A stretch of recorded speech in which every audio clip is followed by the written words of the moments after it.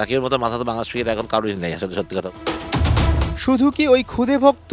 Cricketer সাকিবে কে মুগ্ধ নয়? খেলার মাঠে তার অসাধারণ মাথার চাল বারে বারে প্রতিপক্ষ হারায় তাল। মাঝে রাজনীতির ময়দানে নেমে সাকিবই হলেন বেহাল। বছর দেড়েক ধরে দেশের বাইরে, হতাশার অন্য পিঠে নতুন করে উকি দিচ্ছে আশার আলো।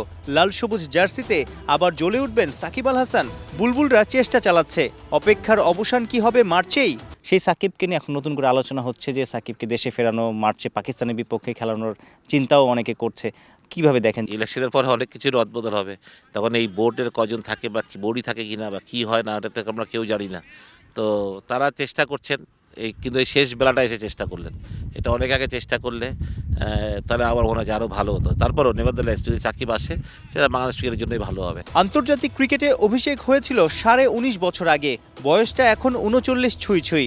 বিদায় বলেননি কোনো ফরম্যাটকেই। কত শত জয়ের নায়ক, দেশের সর্বকালের সেরা ক্রিকেটার কি নিজ মাঠে প্রিয় আঙ্গিনা থেকেই অবসর নেওয়ার সুযোগ পাচ্ছেন? মতন খেলোয়াড়কে আমাদের এই সম্মানটা আমাদের দেওয়া উচিত, ঠিক না? অথবা আমাদের জাতিগতভাবে আমাদের অনেকে মতে বিভেদ থাকতে পারে, কিন্তু এক সাকিব কিন্তু বাংলাদেশকে এক করে দিয়েছিল।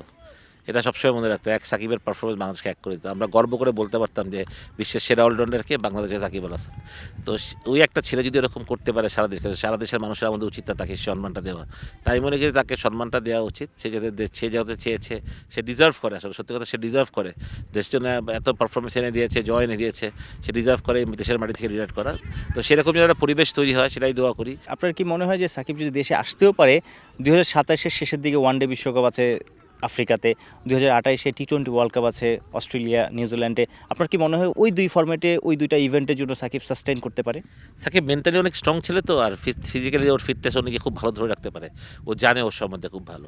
তো হতেও পারে, 28 আমি যাই না, 27 পর্যন্ত হয়তো হতেও পারে। 26 শুরু হলো মাত্র। তো 2 বছর যদিও বড় সময়, বাট তারপরেও সাকিব যেরকম প্রফেশনাল, ওর অ্যাটিটিউড যত প্রফেশনাল, তা আমার মনে হয় যে ও পারবে। আমার মনে হয় যে পারা উচিত। ক্রিকেট পাড়ায় জোর গুঞ্জন, মার্চে ঈদের আগেই পাকিস্তানের বিপক্ষে 3 ম্যাচের ওডিআই সিরিজে দেখা যেতে পারে সাকিব আল হাসানকে।